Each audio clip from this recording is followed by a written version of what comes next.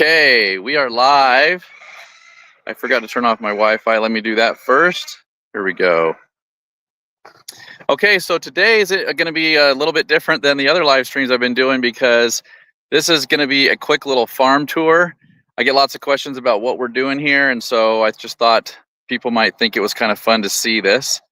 So the first thing we got to cover today, I'm about to hand this phone to my little helper camera person here. But the first thing we got to cover today is the proper farm attire. So let's switch the camera here. There we go. Okay, you got it? All right, so first of all, you got to have a really old, faded, long sleeve cotton t-shirt. And if it has this little pocket here, that's even better.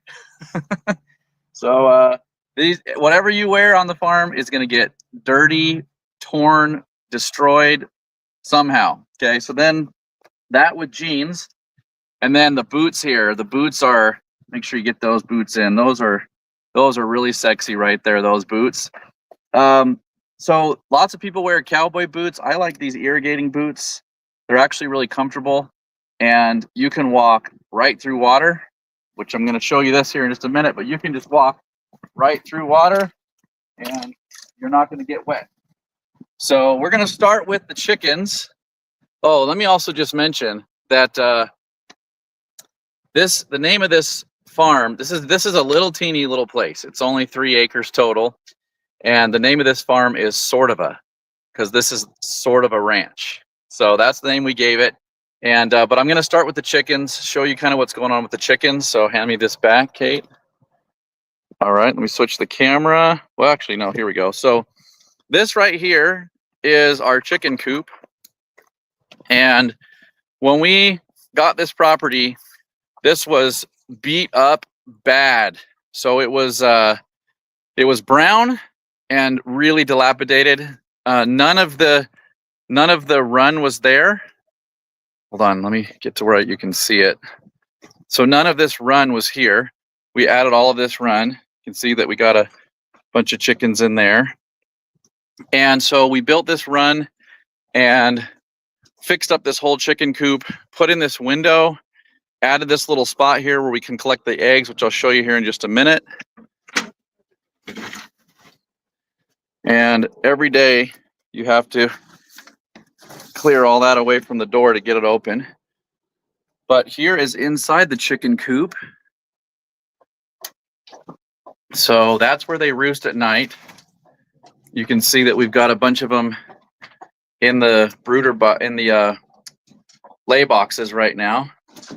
And you can even see that one's got a couple of eggs next to it. I don't know how good the lighting is, but anyway, we got some more lay boxes right here. This is their water source. There's these little watering nipples, and when they peck at that, the water comes out. And so that's just a trash can, and those just screw in, no thread tape or anything. So, and then this little closet right here is where we keep all of their feed and stuff. And then I'll just mention that this right here is what we call the mini coop. This wasn't here when we first built this all out, but I built this second little mini coop area, and then we put up this kind of divider wall here. Let's see if I can show you there, so that we can have separation. And you can see that there's those white birds behind it. They stay in the mini coop and they can't get out of there. These birds that are in the main coop, we have this little cattle panel up right here. It hinges open, but you just saw, oh, I missed it, but the chickens can go right through that, but the cows can't get in there because these chickens share the pasture with the cows. And so you can see them all. I don't know what you guys can see because I can barely see anything, but you can see all these chickens up here in these trees. These are true pasture chickens. These are true free range chickens.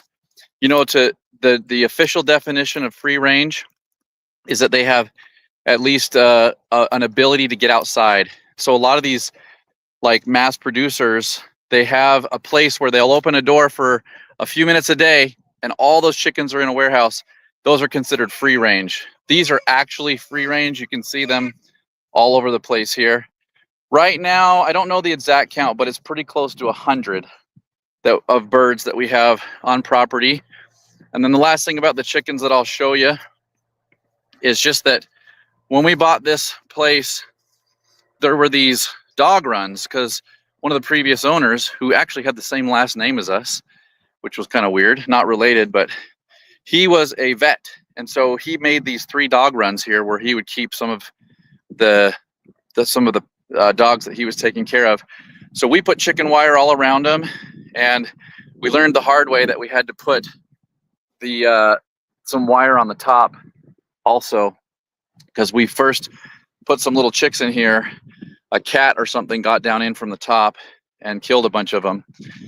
But so now what we have is we have these different places we can keep the chickens. So we incubate the eggs. So we have roosters with our chickens so we can collect the eggs. We incubate the eggs. We put them in a brooder box for probably the first 4 weeks. Then they come out here to this run, and they can get in that little box at night. See how well you can see this. And we let them get to a certain size, and then next they go into this middle run until they get to a certain size, and then they go down to the mini coop. I don't know if I can zoom this in or not. I don't think so, but they go over to the mini coop, and they're there for a little while, and then they can go in with the main flock. And so the reason we do that is because the little ones need to be protected from the bigger ones, because the birds do definitely have a pecking order and sometimes temperature control issues and stuff. But we do that so that we can incubate a round of eggs and then take those ones out and start incubating another one. And that way we can produce, our goal is to be able to produce all of our own chicken meat and eggs. And so we're there on eggs. We easily have it for eggs, but let's see here. Let me get back to me. We easily have it for eggs. Meat has been a little bit harder. We have dual purpose birds for that reason, but we're pretty much there. I think we need about 50 birds a year for our meat to feed our family. And this year we lost a whole batch of chicks to a dog that got in our garage and killed a whole batch of them. Otherwise, we probably would have made it. But we're probably going to get 35 to 40 birds. So we're pretty close. And then let me show you this. All right. So you want to film me there, Kate? Mm-hmm. So this right here, you might think is a pond, but it's actually not. What's going on is the irrigation line that feeds these irrigation lines somewhere right down here is cracked.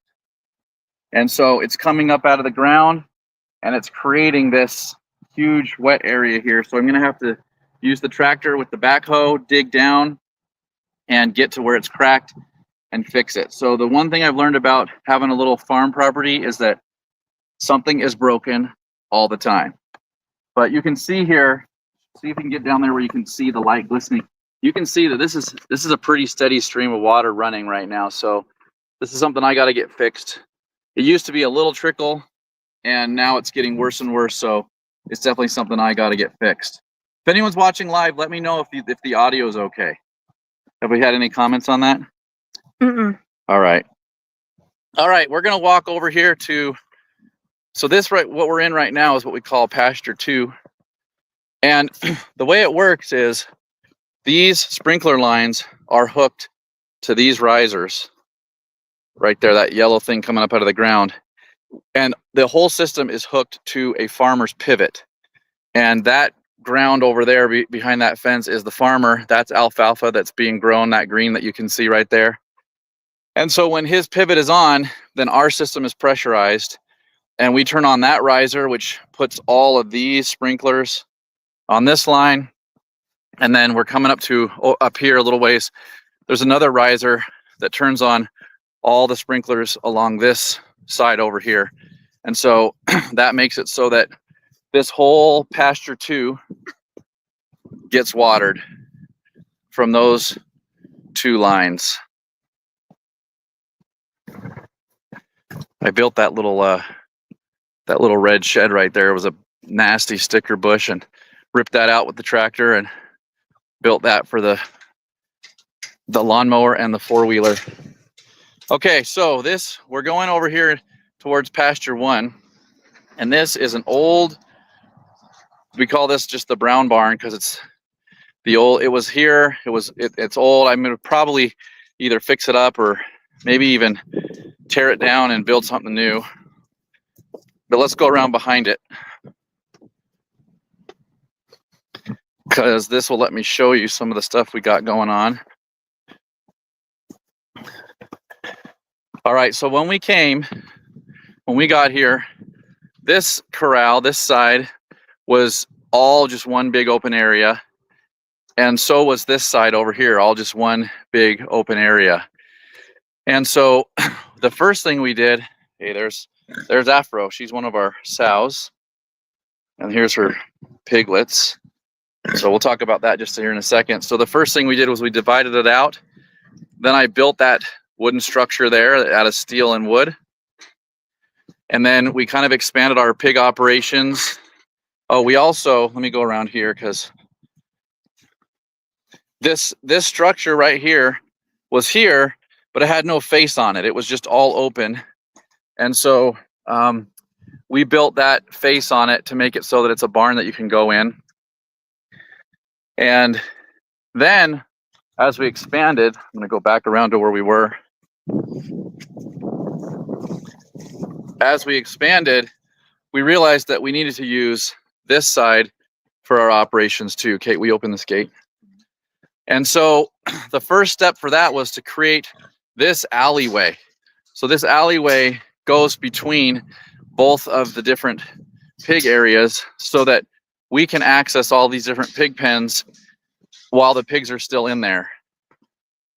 So the first step was to add this fence line right here. I don't know what you guys can see. This fence line right here, we had to add it. So we cut these steel pipes, put them in the ground, and welded it all together, added all these gates. This was a massive project, but man, it's turned out really, really good. And I did a thing here where there's eventually going to be a gate at the end of this, right there where that cattle panel is, will be a gate. And this is meant to be a loading chute. So we get a steer in this area right here. So let's open this gate here. I'm gonna have you show this part, Kate. Okay. Well, why'd you switch it? Oh, I didn't mean to. I didn't switch it. So go stand over there. So what happens is we'll load the steer in right here. And then we get the steer, we can corral him towards these fences. Once he goes in here, we can close this gate right here. And we'll have this gate open to here, so that the only way the steer can go is towards the loading chute. And then what you can do is you just push this over and tie this off right here, so that now the only way it can get out is to go through that gate into the trailer. So that's loading a steer is not always the easiest thing to do, and that will really make that easy for us to do. Okay, so let's talk a little bit about the pigs.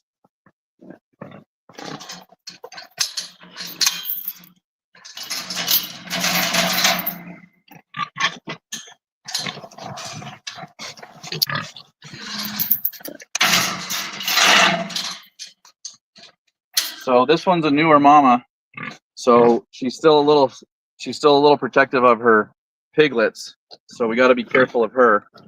But here's all her little piglets. These are probably 3 weeks old.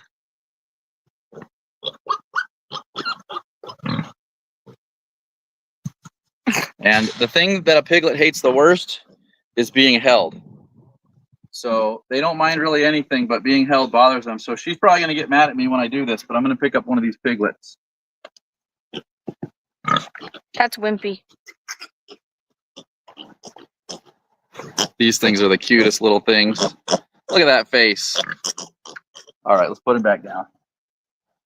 You pick up another one. He sort of struggled when he was first born, so he stayed kind of skinny. Yeah. These ones are getting a little bit heavier.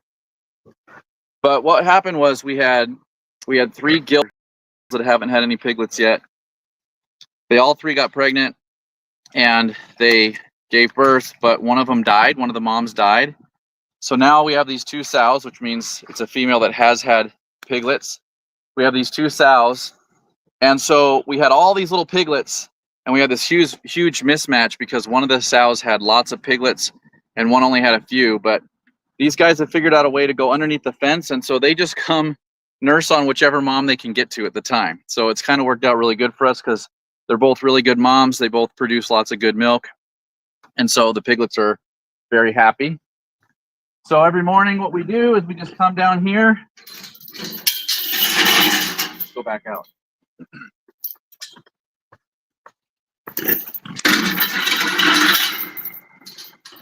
So every morning we just come over here. We get the feed from those white food bins right there. And we just get it in buckets, and then we put them into these feeders that I made. I made these by just cutting a barrel in half and then welding this rebar and strap on it so that it's easy to just pour it in there. And that's what we do with all of them. So let me just do a quick little intro here. So this one right here is Diety. And this one over here, which I already introduced, is Afro. And we named him Aphrodite because that's the goddess of fertility. And for the longest time, we really had trouble getting these pigs pregnant. And then here is our boar. His name is Hef.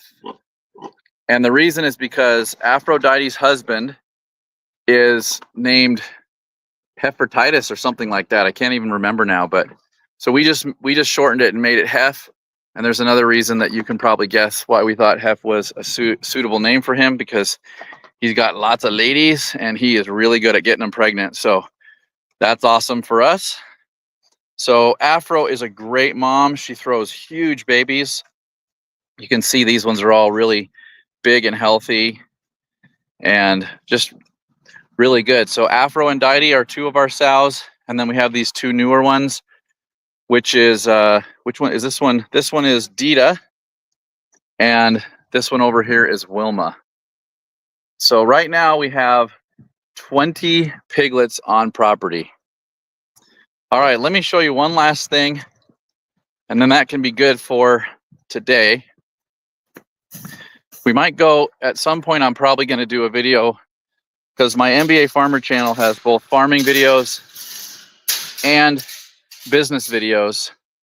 And so for some of my farming videos, I'll probably go a little more into depth on what we do on our whole little chicken operation and things like that. But for today, I'm just doing a quick tour. This is pasture number 1. You can see that this is sort of overrun with thistles right now. So in the spring, I've got some plans to try to take care of them. The grass is really low right now because these 2 cows have been just annihilating it, just eating it like crazy. So they just eat the grass right around the thistles. But it's kind of a cool story, these two cows here. So I can't see if you can see her. Let me get over here. So this cow that I'm walking up on, her name is Big Red. And the reason we called her Big Red is because when we got her, she was a teeny little calf, barely even kicking. When we got her, I got a call from a friend of mine. He said, I got this calf. Its mom died, and I don't think she's going to make it. So I'm just going to either let her die, or if you want to try to nurse her back, you can. So I said, okay, we'll take her. So we raised her, bottle fed her. And then that same guy let me put her in with his bulls. And so her first baby is right here. This is Blackjack. We call him Blackety. But Blackjack, we thought was pretty fitting for a Vegas name. He was born in November, and he's probably 800-900 pounds now. And then Big Red went in with the bulls again this year, and so she's actually pregnant with another baby, and she'll probably deliver again in October-November timeframe. When that happens, she won't let Blackjack nurse anymore. She'll only let the new calf nurse. And then Blackjack we'll finish him out middle of next year, like May, June timeframe, and he's going to be good. I can already tell by looking at him. Look at that. That's a good looking calf. I can already tell by looking at him that he's going to be really good. So obviously there's way more to it than just what I've explained today. But that's the quick tour. This pasture is pasture number 1. And it's watered the same way. There's a pressurized system when the farmer's pivot is on, then there's pressure in the system. And just like I said, always something to fix. I'll show you one example of that right here. Here is one of our sprinklers that the head just decided to pop off. Let's see. So I got to go get a sprinkler head. Don't even know where it went. Supposedly somebody brought it up to the house, but I can't find it. So anyway, just always something like that to do. Okay, that's it. Sort of a ranch. You have had the tour. Let me know if you'd be interested in me doing like a video on just the chickens and the details of how we hatch those and raise those and exactly the timing of when we put them in those different places. And then I think I'd love to do a video on the pigs and sort of how all that works. Maybe even talk about some of the costs of how much it costs to feed them, how much we sell them for. What's interesting about these piglets is that we either sell them when they're 6 weeks old. So, you know, they're born, they're only here for a little bit and then they're gone. We open that gate. Or we raise them up as meat pigs and we have them butchered and we sell the meat to people. And if we do that, it only takes 6 months from, well, it's probably about 7 months from the time they're born until they're ready to be delicious. So hope everybody enjoyed that today. And let me know if there's anything. Oh, we do have some comments. Let's see here. Let me answer those really quick. Quality eggs are in demand. Yes, Jacqueline, they are. And it's kind of a far walk. There's a video on my YouTube channel that shows that I built a little roadside shack. I built it entirely out of scrap wood, pallet wood. It's really cool, but we sell eggs at that shack. And even though we could probably charge $6 or $8 a dozen, we just charge $4 a dozen. And they're these super high quality. We know we're feeding these chickens only the best stuff. And you know, they're the best eggs you can get. And I personally can taste the difference, feel a difference. Let's see. What are the chickens' names? The chickens, only a couple of the chickens have names. We don't really name the chickens because there's too many of them to keep track of. We wouldn't be able to keep all of their names straight. And, you know, because it's not as easy to put them in the freezer if they have a name. So we don't want that to be too hard on us. All right. Well, again, I hope everybody enjoyed this, and we'll see you on future live streams. Bye, everyone.